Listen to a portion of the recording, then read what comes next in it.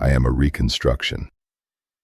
Artificial intelligence analyzed Ecclesiastes, Proverbs, the Song of Songs, every historical record of my reign, every archaeological detail that survived 3,000 years, and brought me back to tell you what I only learned when it was too late to change.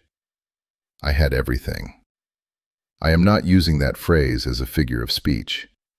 I literally had everything any human being could desire to accumulate in a single lifetime. And I need to tell you what I learned from that. Because your generation is making the same mistake I made, only at a much faster speed and on a much larger scale. And the price you will pay if you do not change direction will be the same price I paid. My name is Solomon, son of King David and Bathsheba, third king of Israel. I built the Temple of Jerusalem, the most elaborate and costly structure the ancient world had ever seen. My reign lasted 40 years. And at some point during those 40 years, I became the wealthiest and wisest man who had ever lived. Let me tell you what that meant in practice.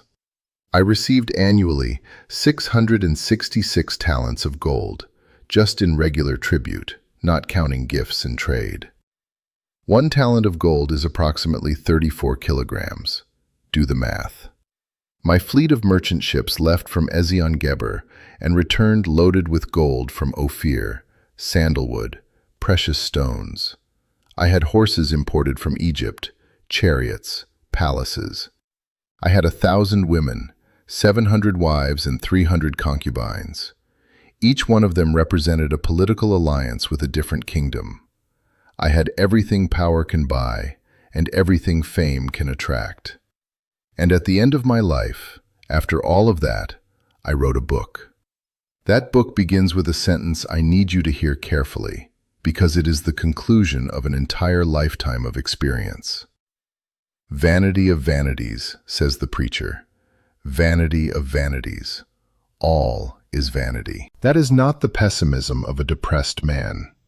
It is the most honest diagnosis I was able to make after testing every possible path in search of meaning. And what I found will challenge you deeply. If you want to hear what the most powerful men in history learned too late, subscribe to the channel right now and hit the bell. Let me tell you how it all began. When I ascended to the throne after the death of my father David, I was young. And God appeared to me in a dream at Gibeon and said, "Ask for whatever you want me to give you. Anything, no limit. The most powerful offer anyone could receive." And do you know what I asked for? I did not ask for wealth. I did not ask for the death of my enemies. I did not ask for long life. I asked for wisdom. I asked for an understanding heart, the ability to discern between good and evil, so that I could govern the people with justice. And that answer was so pleasing that God said, "Because you asked for this and did not ask for riches or the lives of your enemies or long life, I will give you what you asked for, and I will also give you what you did not ask for, riches and honor. Wisdom first. The rest came as a consequence." I tell you this because I need you to understand the starting point. I did not begin obsessed with wealth. I began obsessed with understanding. And I still ended up destroyed by what wealth did to me over time. If that happened to me, someone who started by asking for wisdom, imagine what is happening to a generation that starts by asking for money. Let me talk about wisdom. Because what I understood by wisdom is very different from what you call wisdom today. You call the man wise who has accumulated information, who has degrees, who can quote authors and theories, who can impress in a conversation. You confuse intelligence with wisdom, and that is a mistake that is costing your generation dearly. Wisdom to me was the ability to see things as they really are, not as they appear, not as I want them to be, not as it would be convenient for them to be. It was the ability to look at a situation and see the long-term consequences before they became visible to anyone else. And what I saw, with that capacity, was something most people refuse to face. Life is much shorter than it seems, And most of the things people pursue with all their energy are chasing the wind. Chasing the wind. That is the image I use repeatedly in the book I wrote. You can run after the wind with all the speed you have. You can spend all your energy in that pursuit. And in the end, you will have nothing in your hands. Let me be specific about what I tested. I tested pleasure. I denied myself nothing my eyes desired. Every desire that arose, I satisfied. Banquets, wine, music. I had the finest musicians in the ancient world in my palaces. And do you know what I discovered? That pleasure increases appetite without satisfying hunger. Every satisfied pleasure creates the desire for a greater one. It is an endless spiral that always ends in the same place: emptiness. That is not moralistic preaching. That is what happens to the human brain's reward system when you overstimulate it repeatedly. Tolerance increases. The threshold for satisfaction rises. You need more to feel the same. And eventually, you need far more to feel anything at all. I described that 2,500 years before any neuroscientist had words to explain it. Because I lived it. I tested achievement. I built houses, palaces, gardens, reservoirs, vineyards, orchards, parks. The Temple of Jerusalem took 7 years, and then I spent 13 years building my own palace. I mobilized 30,000 workers, 80,000 stonecutters, 70,000 carriers. And when I finished and looked at everything my hands had built, at all the work I had accomplished, I wrote, "It was all vanity and chasing the wind, and there was no profit under the sun. No profit at all. Not less profit than I expected. None." I tested knowledge. I read everything there was to read. I studied everything there was to study. And I found that in much wisdom is much grief, and he who increases knowledge increases sorrow. Because the more you understand about how the world works, the more clearly you see how much human suffering is unnecessary, and how much of every power structure is built on the exploitation of the weak by the strong. Knowing more does not make you happier. It makes you more aware of what is wrong, of what could be different, of what people are doing to each other, and that carries enormous weight. Now I need to tell you the greatest mistake of my life. Not the most obvious one, the deepest one. I married 1,000 times for political convenience, and never once for love. Each of my wives represented an alliance. The Pharaoh's daughter, peace with Egypt. The Moabite, Ammonite, Edomite, Sidonian, Hittite women, each one was an international treaty with a human face. I built shrines to their gods to keep them satisfied, to maintain political peace, to preserve the alliances. And what the sacred texts say about this is devastating. His wives turned his heart away. It was not an external enemy that destroyed me. It was not war, conspiracy, or poverty. It was the accumulation of 1,000 compromises made for convenience, each one small enough to seem reasonable at the time, but which together led me completely away from everything I had been at the beginning. That is how most people lose themselves. Not in a single dramatic moment of self-betrayal. In a series of small concessions, each one justifiable, each one with a good reason, each one that seems insignificant in isolation. Until one day you look in the mirror and no longer recognize who is there. Subscribe to the channel. Every week a figure who changed history comes back to tell you what they only learned when it was too late. I need to talk about the greatest mistake of your generation. Because I recognize it. You are doing exactly what I did, only at an industrial scale, with technology, at a speed I could not have imagined. You are chasing the wind and calling it progress. Let me explain what I mean. Your world has created the greatest distraction machines that have ever existed. Devices that fit in the palm of your hand and are designed by brilliant engineers to maximize the time you spend looking at them. Algorithms that learn exactly what activates your reward system and deliver it to you in calibrated doses to keep you engaged. Not satisfied, engaged. Satisfaction ends the cycle. Engagement perpetuates it. I had banquets and wine and musicians. You have infinite feeds, notifications, 15-second videos designed to give you a dopamine spike and immediately make you want the next one. The mechanism is identical.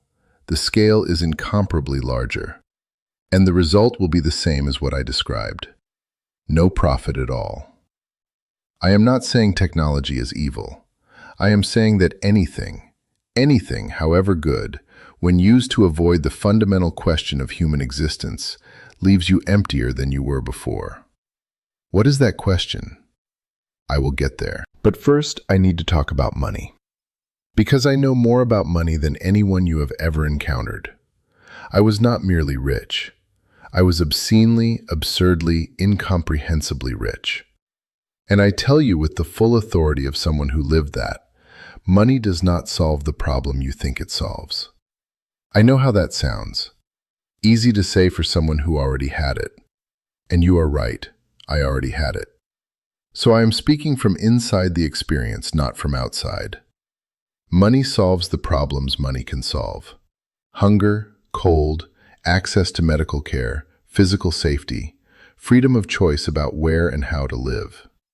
Those are real problems, and money genuinely solves them. But money does not solve loneliness. It does not solve the feeling that your life has no meaning. It does not solve the existential dread of waking up at 3 a.m. and wondering if anything you are doing matters.